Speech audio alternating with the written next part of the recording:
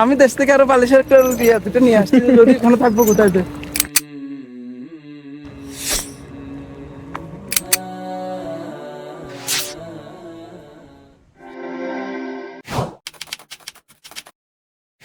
আসসালামু আলাইকুম। গত 17 মার্চ 2024 আমরা গিয়েছিলাম মদিনা ইউনিভার্সিটি ভিজিট করতে। এই ভিডিওতে মদিনা বিশ্ববিদ্যালয়ের বিস্তারিত তথ্য তুলে ধরার চেষ্টা করব। শেষ পর্যন্ত সাথে থাকার আহ্বান রইল। হোটেল থেকে বের হয়ে আমরা ট্যাক্সি নিয়ে নিলাম। পথে যেতে যেতে ট্যাক্সির ড্রাইভার সাহেব আমাদেরকে আশেপাশের পুরনো স্থাপনাগুলোর সাথে পরিচয় করিয়ে দিচ্ছিল। करबला से जो सब शहीद करके जी जी फातिमा बिन हुसैन और उसके साथ छोटे छोटे जो अहले बैत बाकी हो गया जी जी जी मदीने के उस टाइम का हुक्मरान मंगवाया इधर, फिर एक जगह उसके लिए बनाया है, एक घर बनाया उन्हें उसके लिए अहले बैत के लिए जी तो इधर असर उर्वा बिन जुबैर बिन आवाम जी उर्वा बिन जुबैर बिन आवाम इधर का गवर्नर थे उस टाइम का, और अब्दुल्लाह बिन जुबैर मक्का का गवर्नर था। মসজিদে নববী থেকে মদিনা ইউনিভার্সিটির দূরত্ব বিভিন্ন রাস্তায় বিভিন্ন রকম হয়ে থাকে। আমরা যে রাস্তা দিয়ে যাচ্ছি সেটির দূরত্ব হচ্ছে 5 থেকে 6 কিলোমিটার। তাই 14 থেকে 15 মিনিটের মধ্যে আমরা ভার্সিটিতে পৌঁছে গেলাম। ارتقينا للمعالي والخطى ازدادت حنينا إذ تراءت كالخيال روضة الهادي نبينا ارتقينا للمعالي والخطى ازدادت حنينا إذ تراءت كالخيال। আমাদেরকে রিসিভ করলেন আমার মাদ্রাসা জামিয়া আহমদিয়া সুন্নিয়া আলিয়ার সিনিয়র হামিদ মোস্তফা ভাই, যিনি এখন মদিনা বিশ্ববিদ্যালয়ে অধ্যয়নে আছেন।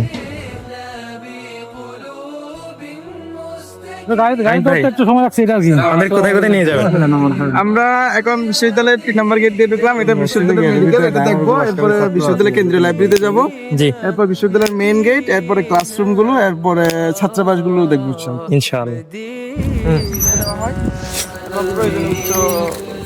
বড় মেডিকেলে রেফার করে। আপনার ডরমেটরি কোন দিকে? আরেক পাশে আমরা বিশ্ববিদ্যালয়ের এক কোনায় এখন, হ্যাঁ আরেক কোনায় আমার dormitory। আচ্ছা, বর্তমান পিসির নাম কি? আবু কুহাফা আল-উকাইলি। এটি হচ্ছে শরিয়া বিভাগ।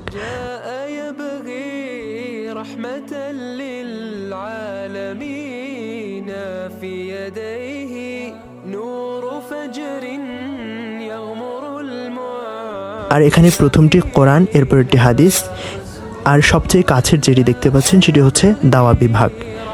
মদিনা বিশ্ববিদ্যালয়ে এরকম মোট 9টি বিভাগ আছে। এটি হচ্ছে ছাত্রাবাস। نور فجر يغمر المعتم فيه। এখন আমরা যাচ্ছি লাইব্রেরির দিকে। পথে যেতে যেতে হামিদ ভাই দেখালেন সেই মাঠটি যেটিতে প্রতি বছর কালচারাল প্রোগ্রাম হয়। Attend করে। স্টল থাকে, ওখানে রিক্সা রাখা হয়, কৃষক সাজে কেউ, কেউ এরকম সবগুলো সেজে একটা রুম এর মধ্যে সব পুরো দেশটাকে সাজানো আর কি। ওখানে রাঙ্গামাটি ওদের সংস্কৃতি কি, তারপরে সিলেটের সংস্কৃতি কি, এ ধরনের করে একটা স্টল সাজায় মেলার মতো। ওখানে গেলেই বুঝতে পারে যে বাংলাদেশ। আবার একটা স্টেজ পারফরমেন্স, ওখানে বাংলাদেশের একটা গান গায়, গতবারে একটা দেশীয় সঙ্গীত গাইছিল ছেলেরা মিলে। তারপরে সবাই পোশাকগুলো গায়ে দিয়ে এক এক শ্রেণীর পেশার পোশাকগুলো গায়ে দিয়ে স্টেজে উঠে সবাই দেখে যে এটা বাংলাদেশের সংস্কৃতি। এরপর আবার আরেক দেশে এক এক দেশ এক একটা সময়ে স্টেজ পারফরমেন্স করে। تبعت هداه يا طيبة الأنوار لي شوق تبعت هداه এরপর আমরা গেলাম কেন্দ্রীয় লাইব্রেরি পরিদর্শন করতে। يا طيبة الأنوار لي شوق تبعت هداه يا طيبة الأنوار لي شوق تبعت هداه شوق تبعت هداه। লাইব্রেরিতে প্রথমে আমরা পরিদর্শন করলাম শেখ সালেহ বিন হুমায়দের ব্যক্তিগত কক্ষ, যেটিতে তার লিখিত ও পঠিত অসংখ্য কিতাব রাখা হয়েছে। نور فجر يغمر المعتم فينا جاء يبغي رحمة للعالمين يغمر ما فينا القرآن أمن يلبس القلب السكينة লাইব্রেরিটি মোট 3 তলা বিশিষ্ট, নীরব নিস্তব্ধ পরিবেশ, চারপাশে সারি সারি কেতাবের আলমারি, কেতাবের পাতায় পাতায় সঞ্চিত আছে হাজার বছরের মুসলিম ঐতিহ্য, সংস্কৃতি, গৌরবান্বিত মুসলিম শাসনের ইতিহাস। مدينة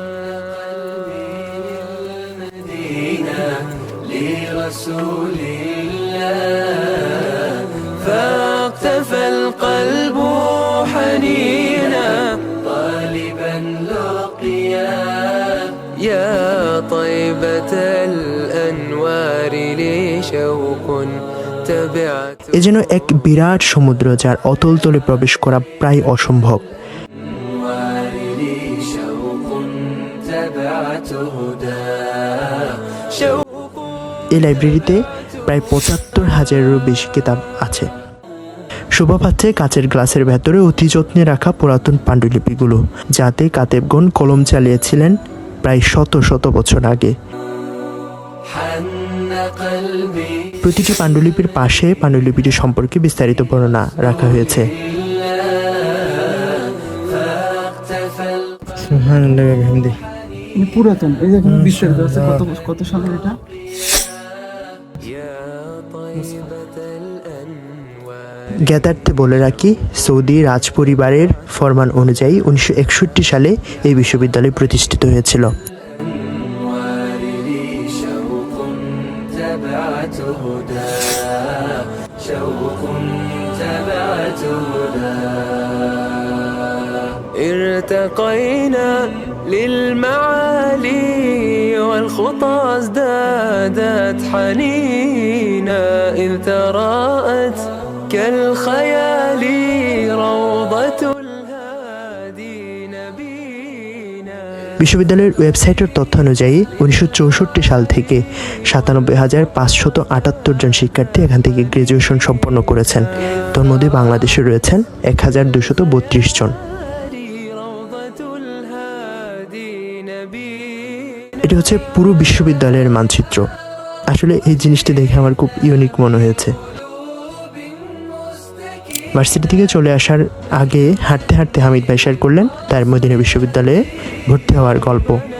তখন রাত একটার সময় এয়ারপোর্টে গাড়ি বা বিশ্ববিদ্যালয়ে বাস দিয়ে অপেক্ষা করতেছিল আমাদেরকে রিসিভ করার জন্য। আমরা নামতে সাথে আমাদেরকে রিসিভ করতে ওনারা রিসিভ করে বাসে উঠে ডাইরেক্ট সরাসরি নিয়ে আসতো। এনে ওই যেটা ইস্তেকবাল আছে মানে ছাত্রদের অভ্যর্থনা কেন্দ্র, ওখানে নিয়ে গেল, বসাইতে বসে নাস্তা পানি দিতে, দিয়ে হাতে টাকা দিছে 450 রিয়াল। মানে আমরা আমাদের অফিসিয়ালি টাকা চালু হতে সময় লাগবে আর 1 মাস, কিন্তু এতদিন চলবো কিভাবে, এই জন্য টাকা দিচ্ছে। তারপরে কিছু 3-4টা কাগজ দিচ্ছে যেগুলো এখানে বিভিন্ন জায়গায় চলাফেরা করতে লাগবে। তারপরে রুমের চাবি দিচ্ছে এবং আমাদের জিনিসগুলো নিয়ে রুমে উঠে দিচ্ছে। ওই রাত্রে 3টা বাজে ওই কর্মকর্তা বসেছিল আমাদের জন্য রিসিপশনে। আপনারা কয়জন আসছেন দেশ থেকে? আমরা তখন আমাদের সাথে ওই ফ্লাইটে 9 জন ছিলাম বাংলাদেশ থেকে। তো আমাদেরকে রুমে দিতে, তো রুমে গিয়ে দেখতেছিল, হ্যাঁ রুমে গিয়ে দেখতেছি ওখানে খাটের মধ্যে বেডশিট বিছানো, নতুন বালিশ, নতুন খাট, নতুন কম্বল, নতুন টেবিল চেয়ার, মানে সবকিছু নতুন আমার জন্য ওখানে দেওয়া আছে। আমি দেশ থেকে আরো বালিশের একটা দিতে নিয়ে আসছি, যদি এখানে থাকবো কোথায়। আলহামদুলিল্লাহ, মানে আল্লাহ রসুলের শহরের যে ওরা মেহমানদারি করলো, হ্যাঁ। অসাধারণ। আচ্ছা ভাইয়া, মনে হয় যে ওরা এগুলোর বরকতেই অনেক উন্নতি করতেছে। আচ্ছা এখন হচ্ছে মানুষের তথ্য থাকে, যে স্বাভাবিক স্টুডেন্টের তথ্য থাকে হচ্ছে তারা কিভাবে প্রসেসিংটা কিভাবে আগাবে এখানে আবেদন।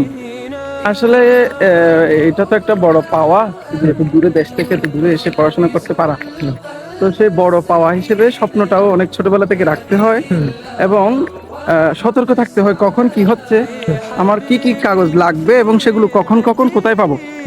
তো 2 বছর আগে থেকে প্ল্যান রাখতে হয় কাগজগুলো, এবং মেইনলি হচ্ছে যে এখানে আলিমের সার্টিফিকেট, বিশ্ববিদ্যালয়ের আমাদের দেশে বিশ্ববিদ্যালয় পড়তে হওয়ার জন্য যেরকম ইন্টার আলিমের সার্টিফিকেট লাগে সেটা আনুষঙ্গিক আরো কিছু কাগজপত্র, 2 জন আলিমের পত্র, যে মাদ্রাসায় পড়াশোনা করছে ওই মাদ্রাসার সার্টিফিকেট। মানে আমাদের হচ্ছে সরকারি মাদ্রাসার আলিয়া মাদ্রাসা আর আলিমের সার্টিফিকেটটা ওরা অ্যালাউ করে। হ্যাঁ ওইটাই, মানে মাদ্রাসা হোক সরকারি স্কুল হোক, ইন্টার লেভেলের সার্টিফিকেট হলেই চলবে।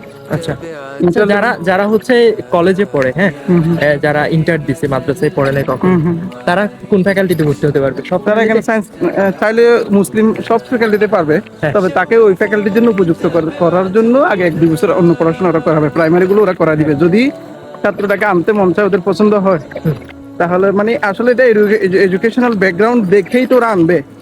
এবং এরপরও যদি আনার পর দেখেছে ছাত্রটা দুর্বল, তাহলে ওকে প্রস্তুতিটা ওরা করে দিবে। এখন কেউ কলেজ থেকেও আসছে, কোনো সমস্যা নেই। কিন্তু আসলে এরকম কাউকে আনতে বলে আমরা এগুলো দেখি নাই, যে কিছুই আরবি পারে না তবু নিয়ে কখনো আসছে। মাদ্রাসায় পড়ে নাই, তাকে তো এরকম ইসলামিক হবে না। সাবজেক্টগুলো পাওয়া ওর যাবে না। ওর প্রোফাইল যখন দেখবে, ওর ওখানে যখন আরবি কিতাব পড়াশোনা পাবে না, আসলে ওটা অ্যাকসেপ্ট করার কোনো ইতিহাস নেই এর। তবে কেউ যদি কলেজেও পড়ছে প্লাস ও মাদ্রাসায় পড়ছে, বা মাদ্রাসায় না পড়লেও মাদ্রাসায় যে কোনো মাদ্রাসা থেকে আরবিক কোর্স করছে, ওই আরবি কিতাবগুলো পড়ছে, নাহু সরফ পড়ছে, ব্যক্তিগতভাবে ওর প্রোফাইলে সেগুলো যোগ করবে, আশা করি তখন হতে পারে।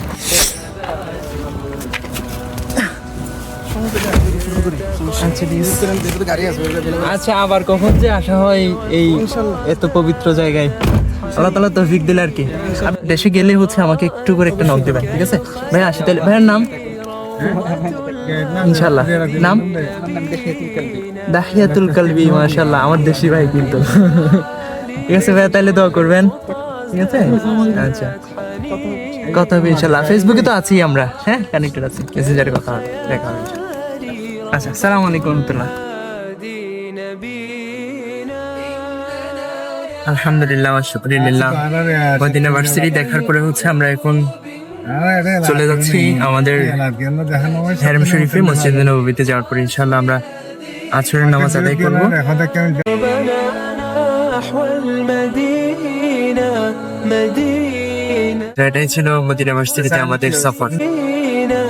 مدينة